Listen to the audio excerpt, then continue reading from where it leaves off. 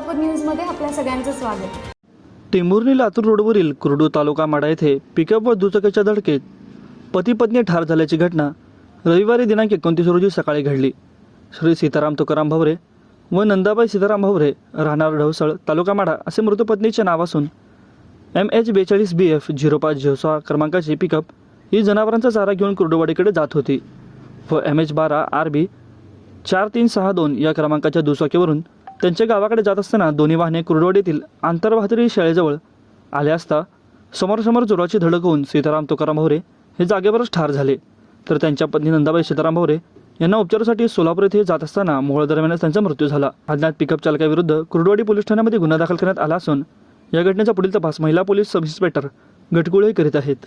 माझं सोलापूर न्यूज या यूट्यूब चॅनलला सबस्क्राईब करा आणि बेल आयकॉन प्रेस करायला विसरू नका।